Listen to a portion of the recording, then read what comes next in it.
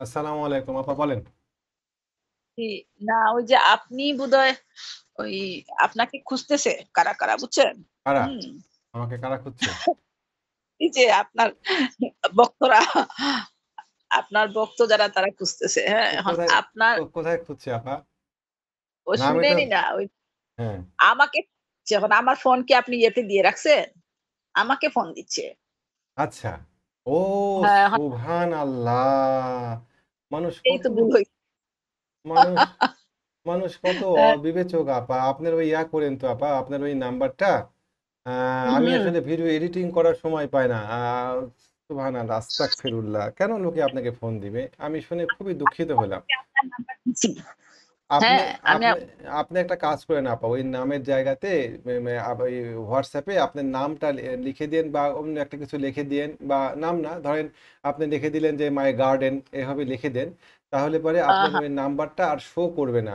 মানুষ কত খারাপ দেখেন। যে আপনাকে কেন ফোন করবে মানুষ? ফোন করে কি নেন বলছে এটা আপা? ওদের দোষ নাই, ওদের দোষ নাই। ওরা আসলে ইনফরমেশন জানতে চাচ্ছে বা আমি হ্যাঁ, এটা আপনার মানে এই বিষয়গুলো আমি কতটুকু জানি। কিন্তু আমি বলছি আমি আমার ভাইয়ের সাথে কথা বলি। ভাই সম্ভবত এটা ভুলে আমার নাম্বারটা স্ক্রিনে চলে আসছে। হ্যাঁ? তো এইভাবে আমি বলছি কথাটা। হ্যাঁ? না তারপরে আমি আপা আপনি আমাকে মাফ করে দেন। আসলে আপনার কাছে কেউ ফোন দিয়ে বিরক্ত করুক, এইটা আমি এ কখনো চিন্তা করিনি। আমি এম মানে মানুষজনদের যে আপনাকে ফোন দিবে এখান থেকে আপনার নাম্বারটা দেখে, এটা যদি আমি জানতাম তাহলে পরে আমি কখনো এই কাজটা করতাম না। সো শোনেন সরি। না, এটা এত মারাত্মক কিছু না। এখন আমি আপনার নাম্বার দিয়ে দিছি। যে ২ জনে একজন রাত্রে ফোন করছে ১১ঃ০০ বাজে। হ্যাঁ? আরেকজন করছে আহা, দুপুর আহা! দুপুর ১২টার দিকে। তো দুপুর ১২টার দিকে যিনি ফোন করছে উনি আবার বলছে, উনি তো আমাকে ফোন ধরতেছেন না। আমি বললাম, "এখন টেড আওয়ার, এখন কেন ফোন ধরবেন উনি? আপনি টেড আওয়ার পরে ফোন দিয়েন, হ্যাঁ? তারপরে না হয় সকালে দিয়েন।" তো উনি আমাকে আবার ফোন করে বলতেছে, "আপনি ফোন ধরতেছেন না।" আমি বলছি, "এখন তো টেড আওয়ার, এখন ফোন দিয়েন না, হ্যাঁ? আপনি না, দিয়েন।" ওই যে কালকে আমি খুব ব্যস্ত ছিলাম বিভিন্ন কারণে আমার যাই হোক। তা আমি আপা শুনে খুবই কষ্ট পেলাম যে আপনাকে লোকে ফোন দিয়ে আমি জাস্ট ফোন দিচ্ছে। আ পরবর্তীতে হ্যাঁ, মানে আমার নাম্বারটা স্ক্রিনে পাইছে তারা এইজন্য, হ্যাঁ, এইজন্য আমি আপনার বলছি নাম্বারটা স্ক্রিনে পেয়েছে ওরা। কারণ আপনার নাম্বারটা WhatsApp এ আপনি কোনো নাম দিয়ে সেভ করেননি। আপনি আপনি আপনি যেহেতু গার্ডেন করতে পছন্দ করেন, আপনি হুম, আজকে হুম, আজকে WhatsApp এ ঢুকবেন। ঢুকে আপনার হুম, ওখানে দেখবেন যে নামের জায়গাতে আছে, ওই হুম, অপশন আছে। ওই জায়গাতে লিখবেন মাই ১ম এ লিখবেন মাই, পরের সেকশনে লিখবেন গার্ডেন বা এক জায়গাতেই লিখবেন মাই গার্ডেন। বা বা ও আপনি আপনি হয়তো আপনার নাতির নামটা দিয়ে দিলেন। বা আপনি হয়তো হুম, আপনার পছন্দের কোনো একটা কিছু বা একটা পাখির নাম দিলেন। এরকম হুম, কিছু হুম। একটা দিলে পারে তখন আপনার ওই আচ্ছা, নাম্বারটা সরাসরি আর শো হবে না। আপনি নাম দিয়েছেন ওইটাই সুন্দর। মাই গার্ডেন এটাই সুন্দর। হ্যাঁ, হ্যাঁ, মাই এটাই দিন। গার্ডেন দিয়ে আপনি ওটা রেখে দিলে পারে তখন হুম। পাবলিকে আর আপনার নাম্বারটা ওই সরাসরি দেখতে পাবে না। আমি আপনার কাছে মাপ চাচ্ছি এই বিড়ম্বনার জন্যে। সমস্যা নাই এখন সমস্যা নাই। উনারাও বিপদে আছে। এখন আপনাকে খুঁজতেছে। আমি হেল্প করছি। আমি দিছি নাম্বার। আমি বলছি আপনারা উনার সাথে যোগাযোগ করেন। আমি পরামর্শ নেওয়ার জন্যই আমি ফোন দিয়েছিলাম। তো জি। সম্ভবত ওইটা আপনার নাম্বারটা হয়তোবা স্ক্রিনে রয়ে গেছিল সেজন্য আপনারা পাইছেন। কয় জি, জি ম্যাডাম। আমি বললাম আচ্ছা ঠিক আছে, অসুবিধা নেই। এখন না আমি নাম্বার আপনি দি আপনি অতি হ্যাঁ, ভালো একজন মানুষ। তাই হয়তো আমাকে মাফ করে দিচ্ছেন। অন্য কেউ হলে পারে হয়তো আমাকে চার্জ করত যে আপনি কেন আমার নাম্বারটা দিলেন। আমি আপনার এরকম কাছে এরকম I মানসিকতা নিয়ে apologized. আমি দেই নাই। আমি দিছি জাস্ট এই মানে বড় ভাই হিসাবে আমি আপনাকে মানে এটা বললাম যে আপনিও হয়তোবা এটা মনে করবেন যে দেখেন আপা ২ দিন হইছে কথা হইছে এখন কমপ্লেইন দেওয়া আসলে কমপ্লেইন না এটা, হ্যাঁ? না কমপ্লেন না আপা, এটা হচ্ছে একটা কমন সেন্স বুঝছেন? আপনি হুম, আপনি একজন বিনিয়োগকারী, আপনি আমার সাথে কথা বলেন।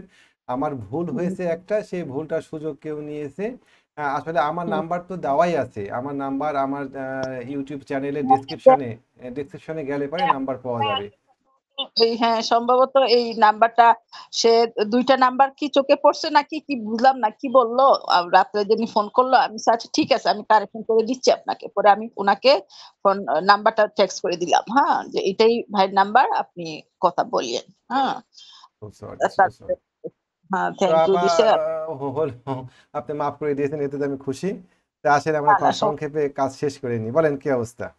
কাজ কিছুই না। আমি তো কিছুই নিতে এখন আর সাহস পাই না। কি হচ্ছে আমি আপা কিছুই বুঝতেছি না। শুনেন, হ্যাঁ, আমি আপনাকে একটা কথা বলি। সাহসের কথা বললেন তো আমি আপনাকে সাহস দিই শুনেন। আপনি তো হ্যাঁ ধনী মানুষ, আলহামদুলিল্লাহ, আল্লাহ আপনাকে পয়সা দিয়েছে। ধরেন আপনার একটা মার্সিডিজ বেঞ্চ গাড়ি কিনেছেন, নতুন গাড়ি। এখন আপনি না, যদি, আমি গাড়ি টাড়ি এখন আচ্ছা, এখন কিনতে পারবো না, কারণ আমার আহা স্যালারি আহা আহা আপা, আমি ধরতে বাইরে তো। বললাম, ধরেন ধরেন ধরেন ধরেন আপনি একটা মার্সিডিজ বেঞ্চ গাড়ি কিনেছেন বা আচ্ছা আচ্ছা, বিএমডাব্লিউ হ্যাঁ গাড়ি কিনেছেন, ধরেন ধরেন। হ্যাঁ এখন আপনি যদি ভয় পান যে আমি এই গাড়িটা ঢাকা শহরে ভিড়ের মধ্যে চালাবো, ভয় পান তো।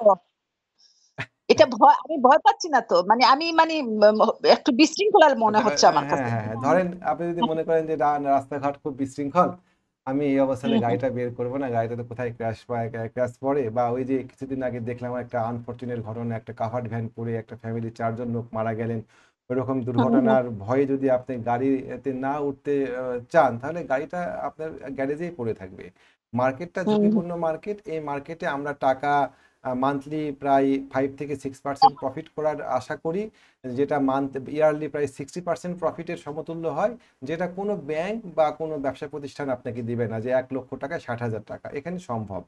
কিন্তু মান্থলি 5% থেকে 6% প্রফিট ইজিলি আনা যায়। তো এই আনার জন্য আমরা কিছু ঝুঁকি নিই, কিছু কিছু রিস্ক হুম, নিই। যেমন ধরেন আমি আপনাকে বলি, আমার কাছে আইবিপি আছে। আমি আপনাকে উদাহরণ হুম, দিই। আমার কাছে হুম, হুম, আইবিপি আছে, অনেকগুলা শেয়ার আছে আমার কাছে আইবিপি। আমার কাছে আইবিপি আছে, আম, যাক সংখ্যাটা না বলি। আইবিপি আমি কিনেছিলাম, যে আমার কাছে মনে হয়েছিল যে আইবিপিতে, আমাকে একটু বলতে দেন, আইবিপিতে এই জায়গাতে প্রচুর ভলিউম তৈরি হয়ে আছে, এই ভলিউমটা আইবিপিকে উপরের দিকে নিয়ে যাবে, এবং এইটা হুম, মোর অর লেস প্রথম ধাক্কায় নিবে 17 টাকা, তারপরের ধাক্কায় নিবে এই শেয়ারটাকে এই জায়গাতে মোটামুটি 20-22 টাকা শেয়ারটা আমি পাবো। তাহলে আমি কিনেছি কত টাকাতে? আমি কিনেছি 13 টাকা 30 পয়সা এবং 14 টাকা 40 পয়সা রেটে। কেমন? হুম, মোটামুটি ভাবে হুম, ধরেন আমার অ্যাভারেজ হয়েছে 14 টাকা ধরেন। এই 14 টাকাতে হুম, অ্যাভারেজ হয়েছে, আর আমার প্রফিট টার্গেট ধরেন প্রথম ধাক্কায় ছিল কত দিন বললাম, প্রথম ধাক্কায় ছিল 17 টাকা, পরের ধাক্কায় ছিল 20 টাকা। তার মানে 7 টাকার মতন আমার প্রফিট, 6 টাকার মতন আমার প্রফিট হচ্ছে, আর আমার লস হচ্ছে কত? লস হচ্ছে আমার 2 টাকা। তাহলে আমি হুম, যদি এইখানে 10 লাখ টাকার, ধরেন 14 লাখ টাকার শেয়ার কিনি, তাহলে পরে হুম, হুম, আমার লস হচ্ছে, ধরেন 14 লাখ টাকায় 10,000 শেয়ার পাবো আমি, আমার লস হচ্ছে 20,000 টাকা, তাই না? হুম, হুম, 14 লাখ টাকা আমি 1 লাখ টাকা পাবো, আমার লস হচ্ছে এখানে 2 লাখ টাকা, আর আমি লাভ করছি কত? আমি লাভ করছি এখানে প্রায় 8-9 লাখ টাকা। অবশ্যই আমি 14 লাখ টাকা দিয়ে শেয়ার কিনিনি, আমার এখানে শেয়ার কিনে আছে 26,000 শেয়ার কিনে আছে। 26,000 হুম, শেয়ারে আমার লস হবে 2 টাকা করে, 50,000 টাকা লস হবে। আর আমি যদি লাভ করে শেয়ারটা বিক্রি করতাম, তাহলে আমি শেয়ারটা 20 টাকায় বিক্রি করতাম, 6 টাকা। তার মানে 26 থেকে 6 দিয়ে গুণ দিলে প্রায় পরে প্রায় 1 লাখের উপরে আমার লাভ হতো। আমি ঝুঁকি নিয়েছি মোর অর লেস 20,000 টাকা, আর প্রফিট করার চেষ্টা করেছি 1 লাখ টাকা। ব্যবসা তো আপা এইটাই। আমি যদি এরকম হতো যে আমি জানতাম যে আইবিপি এরকম হবে, এবং হুম, ওই যে বর্তমানে বাড়ছে তামিজ টেক্সটা এইভাবে হল্ট হবে, তাহলে পরে কি আমি আইবিপি কিনতাম? আমার কাছে ক্যালকুলেশনে মনে হয়েছিল যে আইবিপি ভালো হবে। এখন আইবিপি যদি 12 টাকা 50 পয়সার নিচে নেমে যায়, তাহলে আমি এই হুম, 20,000 টাকা বা 30,000 টাকা বা 40,000 টাকা যেটা লস হবে, আমি লসটা স্বীকার করে নিব, নিয়ে আমি অন্য একটা শেয়ারে মুভ করব।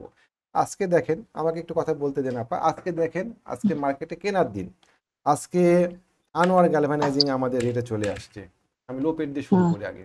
আনোয়ার গ্যালভানাইজিং হুম, আমাদের রেটে চলে আসছে। আনোয়ার গ্যালভানাইজিং আমরা কিনবো আজকে 76 হুম, টাকা 80 পয়সা, এরকম রেটে যদি আমরা পাই, তাহলে আমরা আনোয়ার গ্যালভানাইজিং কিনবো আজকে। আমাদের টার্গেট কত? 109 টাকা। আমাদের ঝুঁকি কত? 7 টাকা। 70 টাকা আমরা স্টপ লস নিয়ে নিব। তাহলে আমি যদি 1,000 হুম, শেয়ার কিনি, তাহলে 7 টাকা আমি ঝুঁকি নিব, আর আমি প্রফিট করব হচ্ছে এখান থেকে 30 টাকা। আমি 7 টাকা ঝুঁকিতে ফেলে 30 টাকা প্রফিট করার চেষ্টা করব, ঝুঁকি। তো এই ঝুঁকিগুলো হুম, হচ্ছে ক্যালকুলেটিভ এবং টাইমিং এর ঝুঁকি, ম্যাচিউর ঝুঁকি। এই ঝুঁকিগুলো আমরা যদি না নিতে পারি, তাহলে পারে এই ব্যবসা না করে টাকাগুলো গোল্ড বা ল্যান্ড বা এখানে রাখতে হবে। আমি কয়েকটা শেয়ার আপনাকে দিই, একদম দেখেন। আনোয়ার গ্যালভানাইজিং একটা, তারপরে কি হুম, কেডিএস, এগুলো ব্রেকআউট হয়ে রিটেস্টে আসছে।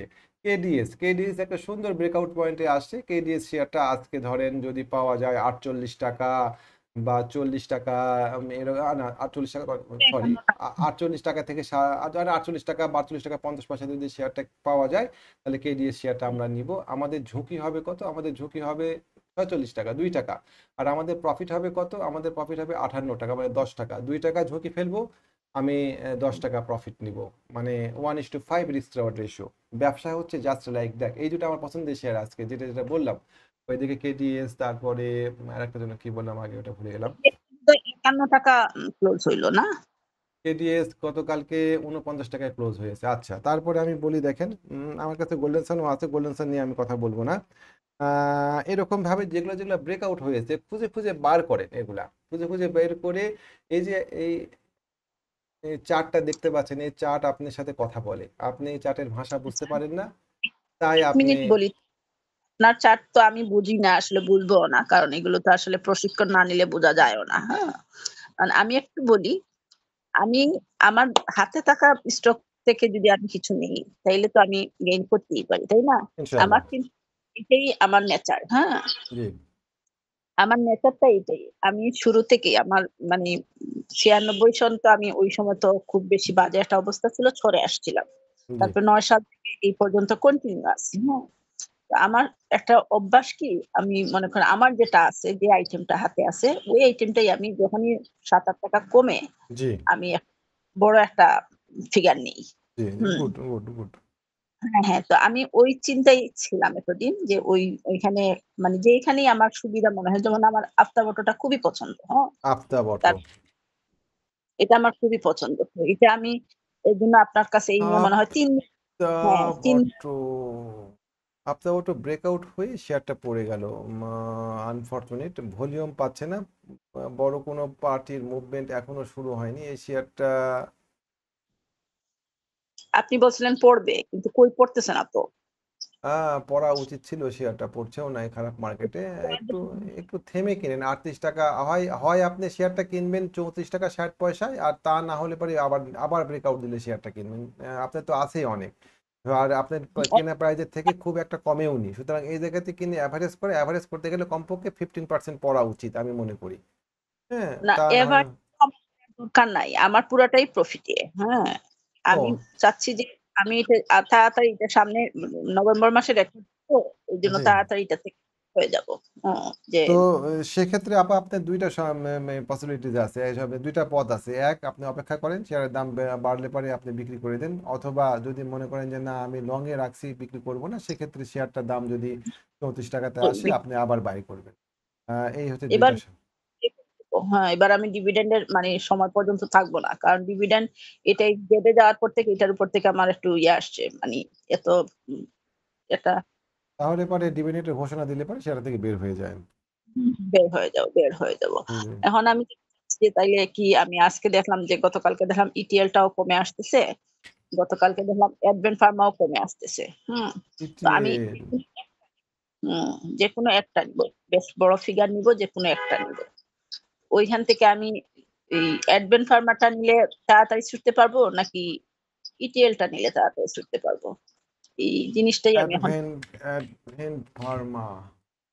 ফার্মা আর অ্যাডভেন্ট ফার্মা এবং ইটিএল দুইটা প্রায় কাছাকাছি, ব্রেকআউট দিতে পারলো না দুইটা শেয়ারই। কেমন, অ্যাডভেন্ট ফার্মার ব্রেকআউট পয়েন্ট ছিল আপনার 17 টাকা, ও নেমে গিয়েছে নিচে। এখন অ্যাডভেন্ট ফার্মা আপনি কত করে কেনে আপা বলেন?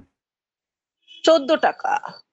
আচ্ছা, আজকে অ্যাডভেন্ট ফার্মা আপনি বাই বসাবেন, রেট দিবেন অ্যাডভেন্ট ফার্মা কেনার জন্য, রেটটা দিবেন হচ্ছে 15 টাকা 30 পয়সা রেট দিবেন যদি কিনতে চান এই শেয়ারটা, রেট দিয়ে কিনেন। কারণ পরপর ৳১৪ দুই পাবো। দিন ওই রেটে না যদি না পান, তাহলে পরে আপনি কিনে লাভ নেই, যেহেতু আপনি আগে আছে। আপনি এই শেয়ারটা 15 টাকা 30 পয়সা হাউসে বলে দিবেন যে 15 টাকা 30 পয়সা আমরা এই স্ট্রাকচারের গোড়াতে একটু উপরে কিনবো, যেহেতু কিনতে চাচ্ছি আচ্ছা। আমরা। 15 টাকা 30 হুম। পয়সায় আপনি রেট বসাবেন, আর যদি আপনাকে না দিয়ে চলে যায় আপনার তো লস নেই, কারণ আপনার তো লাভ, বাড়লেও লাভ আপনার। আর যদি আপনি। ইটিএল চাই ভাইয়া, জি। ইটিএল যদি চাই, ইটিএল টা যদি চাই তাহলে? ইটিএলটা কথাও বলছি, এটা শেষ করি। এই শেয়ারটা বাড়ার ক্ষেত্রে উঠতে গিয়ে ধরেন হয়তো 16 টাকা 40 পয়সায় একটু থমকাতে পারে। ওখানে আপনি কিছু শেয়ার সেল দিবেন কিনা দেখেন, তারপরে যদি শেয়ারটা আবার 17 টাকা পার করে, তাহলে পরে শেয়ারটা অনেক দূর যাবে। এবার ইটিএল এর কথা বলি, রেট দিয়ে কিনে। ৳১৭ সেদিন উঠছিল ৳১৭। মানে ক্লোজ ইটিএল, হইছে। ইটিএল এর ক্ষেত্রে আমি কিনতে বলবো, ইটিএলটাও ব্রেকআউট হতে গিয়ে হলো না। ইটিএলটা আপনি রেট দিবেন আজকে বাজারে গিয়ে 10 টাকা 10 পয়সা। হুম, বুঝতে পারছেন? আচ্ছা, আচ্ছা। যেহেতু আপনি আমি আরো চিন্তা কিনবেন। টাকা ৮০ পয়সা যাবে না নাকি? ৳১০ 10 রেট দিয়ে কিনবেন, আবার আপনি শেয়ারটা সেল দিবেন ৳১১ 10 ৳১ 10% প্রফিটে কিছু শেয়ার সেল দিবেন। আচ্ছা, আচ্ছা। আমি কি ৳৯.৮০ কি এটার নামার নাই, সম্ভাবনা নেই? আ ৳৯ এখানে একটা গ্যাপ আছে আপা, সেই গ্যাপটা হয়তো পূরণ করতে আসবে ৳১০ 10 ৳৯.৮০ বলছেন। ৳১০ তো আপনাকে ৳৯.৮০ যদি আপনি কাঙ্ক্ষিত পছন্দের রেট হয়, ওখানেও কিছু শেয়ার বসায় রাখেন। ৳১০ 10 তেও কিছু শেয়ার বসায় রাখেন। ২ হুম, জায়গাতেই অল্প, হুম। অল্প করে শেয়ার মানে একই রেটে শেয়ার কিনতে হবে তার তো কোনো মানে নেই। আপনি তো বিভিন্ন রেটে শেয়ার কিনতে হ্যাঁ। পারবেন। তাই ৳১০ 10 না আমি ৳৯.৮০ ২ টা এরকম রেটেই নেই। বসাই সবসময়। হ্যাঁ, ২ টা রেটেই বসাই। যেমন ৳৯.৮০ কিছু বসাবো, জি, ৳১০ কিছু। এক্সাক্টলি তাই। যেহেতু আপনি এভারেজ করতে চাচ্ছেন বা কমে কিনতে চাচ্ছেন, এটা একটা রিজনেবল প্রাইস মেবি। এবার হ্যাঁ, আমার তো আসলে এটা আগের কেনা তো এজন্য এটা ৳১৩ জি, জি, এটা জি। পড়ছে এইটা। আর আমি যখন সস্তায় কিনছিলাম যেটা সেটা তো ছেড়ে দিছি। হুম, হুম, হুম। সস্তা ৳৮.৮০ ওটা তো ছেড়ে দিছি। ওইটা তো জি, রাখি জি, নাই। জি, জি, জি। আর এটা আপনি বা হচ্ছে গিয়ে আপনি এই আপনি খুব ভালো জি। ব্যবসা করেন আপা। চমৎকার ব্যবসা করেন। আপনার মতন ব্যবসা অনেকেই করতে পারে না। সুন্দর। না আমি হ্যাঁ, আমি আসলে ওই যে স্থির হয়ে কাজ করি। অস্থির না। একটা আছে না যে অস্থির এইটা তুই ওইটা, ওইটা তুই ওইটা না। এই যে জি। আমি দেখতেছি সিমেন্টটা এত নিচে আসছে। এখন তো নিশ্চয়ই নিলে খুব একটা হবে না, ডাউন হবে না। হুম? হবে কি? কনফিডেন্স সিমেন্ট না কনফিডেন্স সিমেন্ট একটা ঝটিকা ইয়া পাবে। আজকে একটু নামবে হয়তো। এই ট্রাকটারে হিট করবে। নামলে কত নামবে ধরেন ৳৫৮ ৫০ এরকম জায়গাতে নামতে পারে মেবি। নামার পরে ও আরেকবার দেখাই। হুম, হুম, হয়তো ৳৫৮ ৫০ এই স্ট্রাকচারে নামতে পারে। নামার পরে ও আরেকবার ধাম করে উঠবে হচ্ছে ৳৬২ ৫০ অন্তত পক্ষে। এই ৳৬২ হুম। ৫০ তে আমরা শেয়ারটা তো সেল করে দিয়ে কিছু শেয়ার সেল করে দিয়ে প্রফিট লক করব। আজকে শেয়ার কেনার দিন। আচ্ছা তাইলে কি কনফিডেন্স সিমেন্টটা বসাবো এই কনফিডেন্স ৳৫২ কনফিডেন্স সিমেন্ট বসাবেন ৳৫২ তে কনফিডেন্স সিমেন্ট হয়তো নাও পেতে পারেন। আপনি কনফিডেন্স সিমেন্ট বসাবেন ৳৫৮ ৮০ এরকম রেটে বসাবেন। দিলে দিল, না দিলে তাড়াহুড়া নাই। হুম, হুম, হুম, হুম। বুঝতে পারছেন? লাফার্জটাও তো নামলো না। কালকে আশা করছিলাম নামবে। কিন্তু কই নামলো না। চলে আসলো আবার। লাফার্জ নামবে আপা। লাফার্জ আমাদের আমাদের আমাদের কাঙ্ক্ষিত রেট ৳৫২ ৫০ ফ্ল্যাগ তৈরি করেছে এই জায়গাতে। ফ্ল্যাগ প্যাটার্ন তৈরি হুম, হুম। করেছে। ফ্ল্যাগ প্যাটার্ন তৈরি করলে আমাদের আপাতত টার্গেট ৳৫২। তারপরে যদি কম বেশি হয় তাহলে সেটা আলাদা। বুঝতে পারছি। আজকে আপনার কাছ থেকে অনেক সুন্দর ক্লিয়ার বুঝতে পারছি আমি। বুঝছেন? আমি তাহলে এই আফতাবটা এই ২৮ ৩৯ এ ছেড়ে দেই। ৩৮ ৩৯ এর কিছু ছেড়ে দেই। আ তো ঠিক ভাইয়া আছে। হ্যাঁ ভাই, আপা? বলতেছি আমি ৩৮ ৩৯ এ কিছু ছেড়ে দিই আফতাব, তাই না? ও যেহেতু আপনি ডিভিডেন্ড ফেস করতে চাচ্ছেন না, সেহেতু না আ চাচ্ছি। সেহেতু এটা আপনি করতেই পারেন। যে আফতাবের ভলিউমে এই জায়গাতে যে ভলিউম ছিল, আফতাবের সেই ভলিউম নাই। পাবলিকের পার্টিসিপেন্ট কোনো একটা কারণে এখনো আসছে না। এই কারণে শেয়ারটা মুভমেন্ট দিতে পারল না। এখানে সুন্দর একটা ফ্ল্যাগ তৈরি করে দিলেও সে ফ্ল্যাগটা করতে পারছে না। আর যদি মনে করেন যে না আপনি একটু দেখবেন, সেক্ষেত্রে শেয়ারটাকে কমপক্ষে ৳৩৮ র উপরে অবস্থান করা লাগবে। যদি দেখেন যে শেয়ারটা ৳৩৮ র উপরে অবস্থান করছে, তাহলে পরে শেয়ারটা আপনি ২-১ দিন দেখতে পারেন। কিন্তু যদি দেখেন যে একদিন না, ছিল। যদি হুম, দেখেন যে না ৳৩৮ র নিচেও আপনি বর্তমান প্রাইস থেকে নিচের দিকে নেমেই যাচ্ছে, আপনি কিন্তু লাভে আছেন কিছু প্রফিট নিয়ে। হুম। ওকে ভাইয়া, থ্যাংক ইউ। হ্যাঁ? জি, জি, আসসালামু অনেক আলাইকুম। ভালো। ওকে, আল্লাহ হাফেজ। আসসালামু আলাইকুম।